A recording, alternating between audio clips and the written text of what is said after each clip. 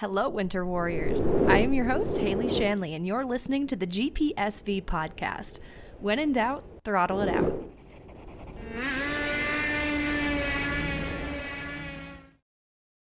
Bienvenue, welcome. What's up? This is Hayley Shanley, co-host of the GPSV podcast. Joining me today, I am super excited. I have two ladies who are two of GPSV's first ambassadors from outside of Quebec. First, I have Jessy Poirier, who's originally from Quebec and is now relocated to British Columbia. She's been an avid motorsports enthusiast her entire life. She's an avid rider and so passionate about it, and I know you'll see that in this episode.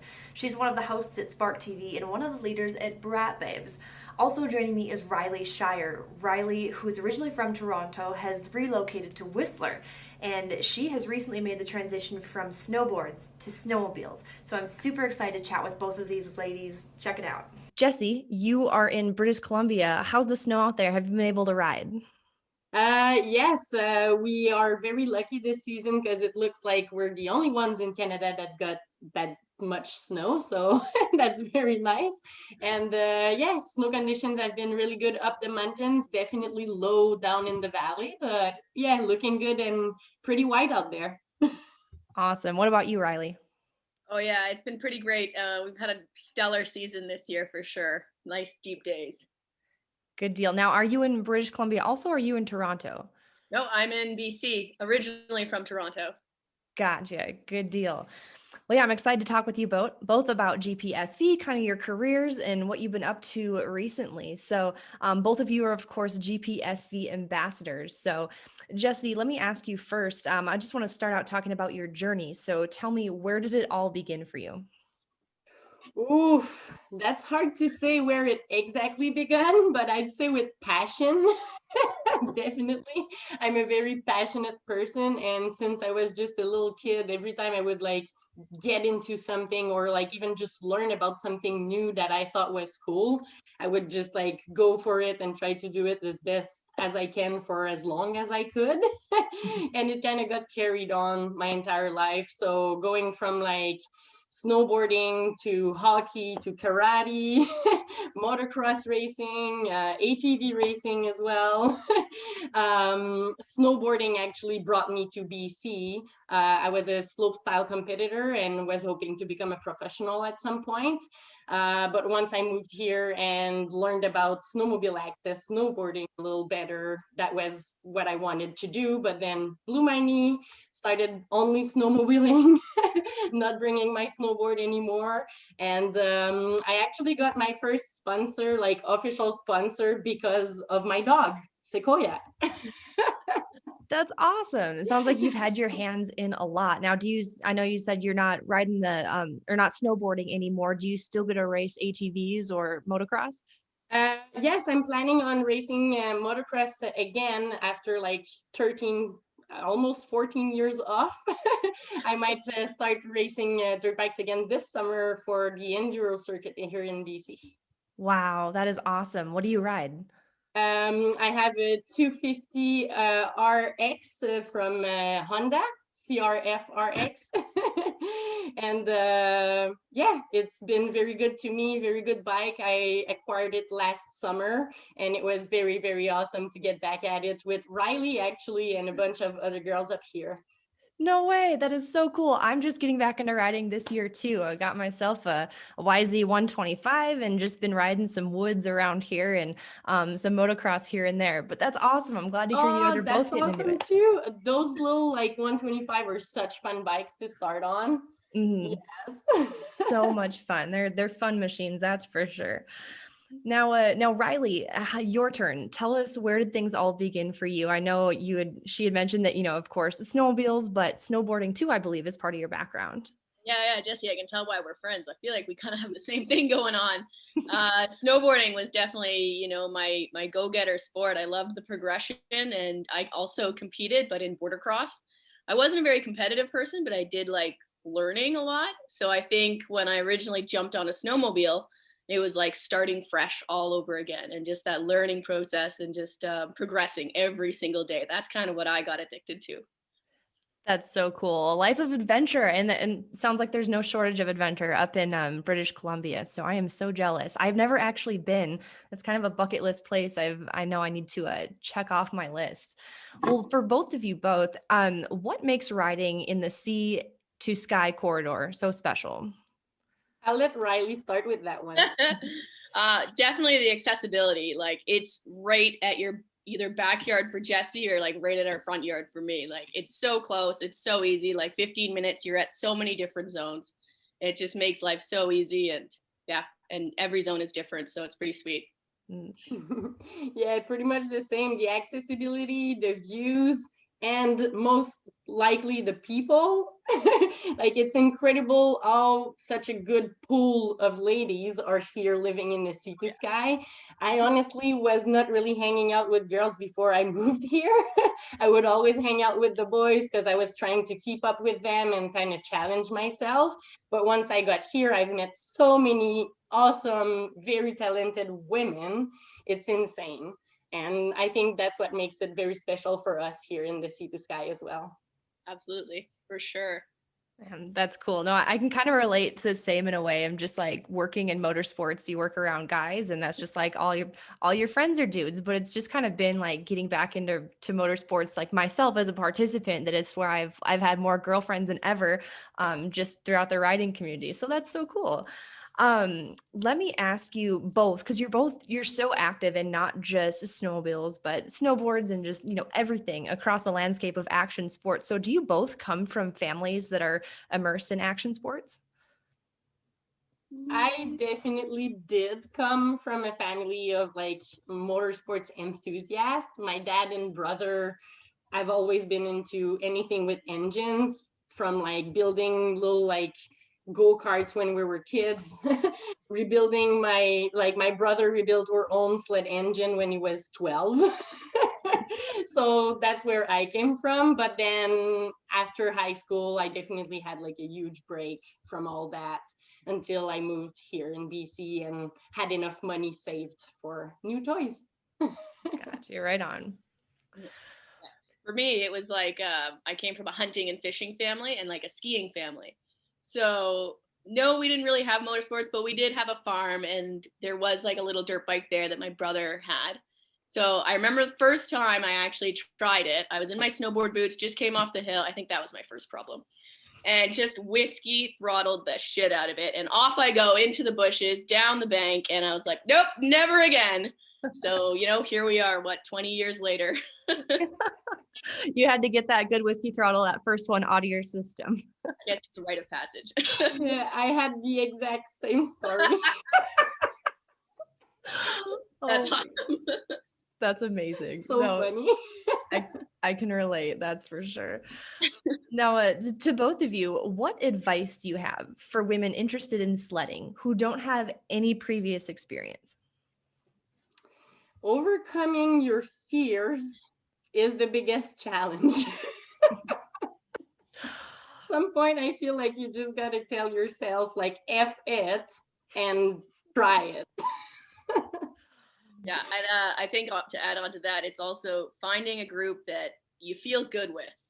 Like, go with people that make you feel good about yourself, that are there to help, that are confident, and that won't put you down. Because I found that, in my first year, it was great. The people I went with were really supportive. And I always went with a different crew, but everyone was so useful and so helpful. And I think that really made my experience great when I was learning. That's really cool and good to hear, because I think a lot of women's fear in getting into whether it's sledding or motocross or anything action sports, I think the initial fear is that, people are going to be maybe harder on you or less accepting. And it's not always they're afraid that it's not going to be a good learning environment for someone to learn the ropes and whatnot. Were you faced with any adversity like that? I know you'd mentioned it was pretty welcoming, but were there any points you were like, oh, this they're maybe making my life a little harder than it needs to be? Definitely when I first started, my boyfriend was working up north, so he was on shifts, like 2 weeks on, 1 week off, and every time he was not home, I could barely find anyone to go ride with. Like, it was very hard at first to like kind of get in with people like locally. for me, that was the biggest struggle. But once people kind of started taking me on, then word of mouth, people like learned that I was kind of able to keep up. And then it was easier. But like for me, yeah, the first couple years, I was like always loaded up, ready to go. And I would like write on Facebook, would anyone like bring me with them today? I'm all loaded up and I swear I will be quiet because I talk a lot. But yeah, once I passed this kind of phase, it was very nice. And once I met like enough people that I became close with to take me out, it definitely made it easier. Yeah, there were definitely a few times where I felt uninvited, for sure, and it kind of just drops your confidence a lot, and you just make sure just not to go with those people again. But it only happened a few times. For the most part, everyone was awesome. I think I had a younger brother who kind of got me into the sport, so kind of got adopted in that way. Like no one could say shit because I was his sister. Love that. I miss this from like being close to my family and brother back home. Yeah. No, that's very cool. Yeah, I know what you mean, and it can be hard to get in. Like you both had mentioned, there's a little bit of a barrier there, but once you're in, and I think just kind of that adversity, I feel like it makes groups of women that can go riding together. It makes the environment even more welcoming. When you see girls going out riding together, groups of women hitting the mountains or the trails, and I think that makes for a really fun environment for us ladies. Definitely. Yes, and that's definitely what we're trying to do with Braap Babes. Locally here in the Sea to Sky, we used to organize like social rides, meetups for girls to like meet other girls to go ride with when their boyfriends or other like relative or like whoever introduced them to the sport was not available.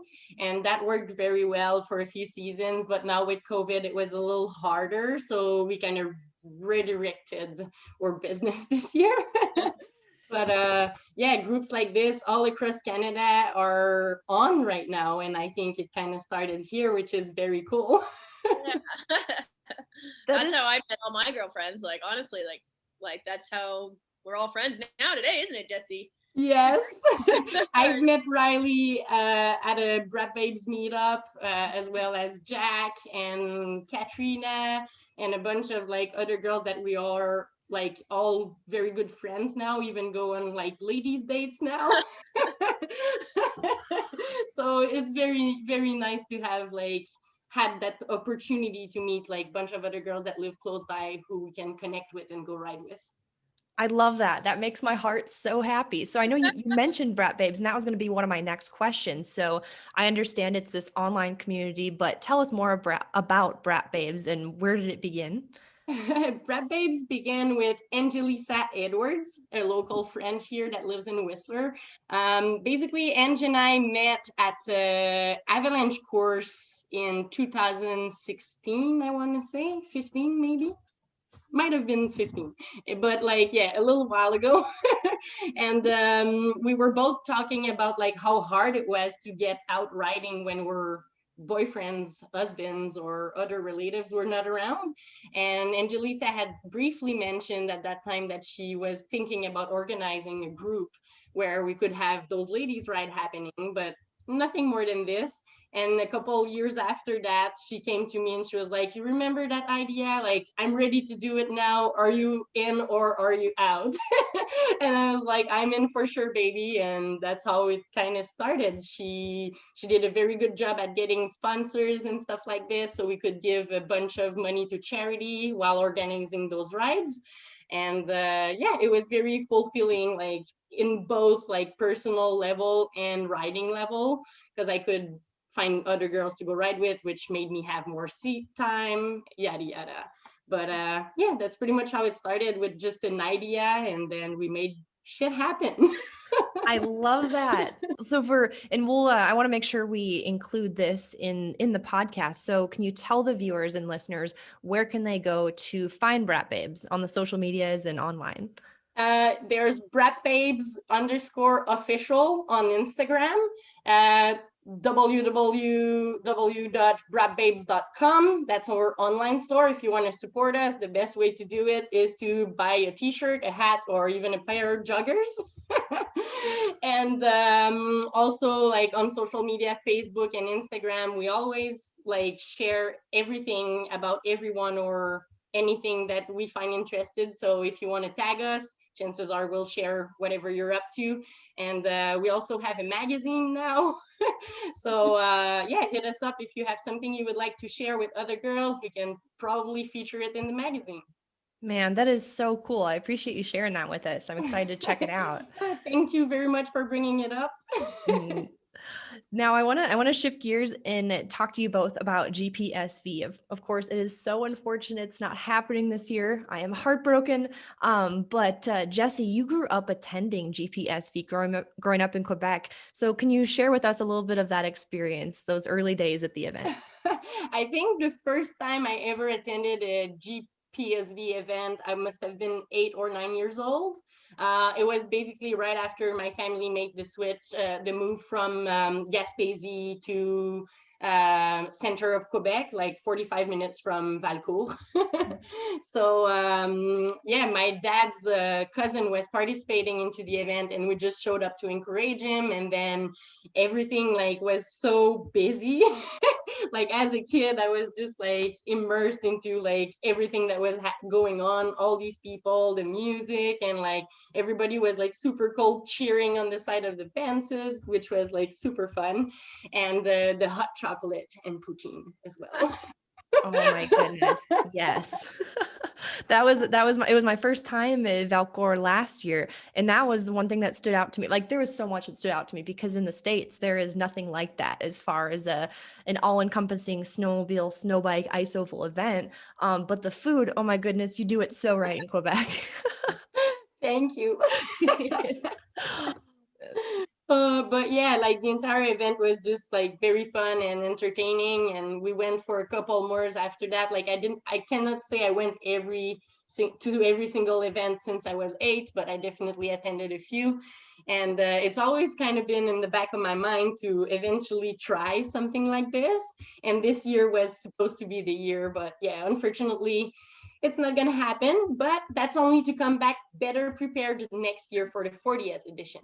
Heck yeah. Now, which division were you going to race? Was it going to be snowcross, ice oval, or snow bike? I wanted to do snowcross on the snowmobile, just in the open category, because I think you need to have like 1 races before so you can be in the pro or something like this.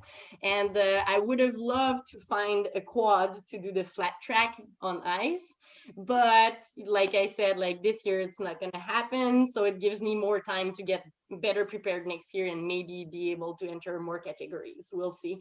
And yeah, I still want to thank the Legendre team who were gonna lend me a sled for the event this season, but like I said, it's not gonna happen, but maybe next year. But thank you very much, Eric Legendre. Now, is that Emmerich's father? Yes. It is. Okay. I want to make sure yes, exactly. So basically I was supposed to ride their sled for the event. Oh, that's cool. I know yes. Emmerich very well from ISOC. He races here in the States, and nice. They're such a good family. I got to meet Eric last year in Valcourt, so it's a cool family to be connected with. Yeah, that's what I heard. I heard I was in very good hands. Definitely. Well, looking forward to that. Riley, what is your history with the event? You've been to GPSV, I assume. No, never. I've actually just heard about it this year. But like, I have so much respect after doing some research and watching some old videos. So much respect for all those athletes. And Jessy, you're crazy. That's insane that you want to do those events. Like, I can only imagine me trying to do those. Like, I think you were talking about some enduro one, like a cross country. That would kind of be more up my alley for sure. L'Enduro des Braves. That was like a different one, but yeah, this sounds so cool too. I wish I would have made it. Yeah, next year. Fantastic. Riley, let me ask you about you preparing to ride this year. I want to ask you what you were doing to prepare and more about that transition from snowboards to sleds. Honestly, I just got thrown right in. I wanted to get a sled to get snowboard access for sure, as everyone always does start. But then, I was obsessed with the progression and learning something new. And I learned I needed to start working out, that's for sure. So I got, gym pass and started working out to get stronger and become more fit to help me move that thing around. But really, there was kind of a transition period of building confidence, building strength, and just kind of putting myself out there and just asking people like, hey, can we go today? Can we go today? Like, can we try this? Can we do this? And it was all just about, putting myself out there and being confident. So now when you go from the snowboard to a sled, like when you're and I'm not a snowboarder, I ski, but it's definitely quite amateur. But from snowboarding, you're so comfortable with throwing yourself around in the air, just living life on the edge there, taking risks, the adrenaline. Does any of that translate over to a sled, or was it like mentally, was it completely starting from scratch? I think it was completely starting from scratch. The fact that I had this, huge machine, I had to control it, with my hands, and just like even the sound of it was a whole kind of thought process on moving this thing and getting it around. And it was, it was pretty scary too, like the sounds that it would make and how heavy it was, and what happens if I can't turn here, is the sled gonna fall on top of me? Like it was for snowboarding, you don't really have to worry about that. You just kind of have to worry about tomahawking down powder. True. No, that's very interesting. What about, let me ask you about in BC, like are snow bikes picking up in popularity out there? Or are you still seeing like predominantly, is it for the most part still sleds in the backcountry? You definitely see snow bikes. I actually was on a snow bike before a sled. Went out. My dad and my brother rented some, so we went out on 2 snow bikes there. I couldn't believe it. I was able to go everywhere. I was like, wow, this is great. And then my brother was on his sled. I jumped on his sled, couldn't even make it 4 feet. So yeah, like the snow bikes are sweet, but I think for me the sled was definitely more my way to go snowboarding and to double, and I think we just had more access on the sled. Definitely huge learning curve though. Definitely. I've had a, oh, sorry, go ahead. I was just gonna say, what do you think, Jesse? Do you see the snow bikes a lot? I see them a little, but where we live, I guess like it's kind of hard for them to make it to the good spots. Yeah. They don't have enough like gas more often than not. Ah. So I think that's a huge factor why people are maybe not getting as much into snow biking as into snowmobiling. And also maintenance. You pretty much need to be a mechanic to own one of those things. So yeah. Definitely. That's one thing I've always wondered. I've been playing around on snow bikes on a snowcross track. But I've been curious about the backcountry because yeah, like you mentioned, you'll see snow bike riders with a gas tank on top of the tunnel, but like that's only gonna last you so long. So that's a very valid point that it's harder for them to get from point A to point B. But from what I've heard, they navigate so well. Oh yeah, in the trees, they can just pretty much sit down and like knit around the trees. Which looks super fun, but I don't think the challenge is the same. Sure. Agreed. Very fair. Let me open it up to you guys. Like, is there anything that you guys want to make sure to talk about on this podcast? Be it give it a shout out or important topics you wanted to cover? Well, I wanted to show off my t-shirt. It says 2-stroke kills COVID. I love it. And I got my GPSV one. There you go. I need to get me one of those so bad. Yeah,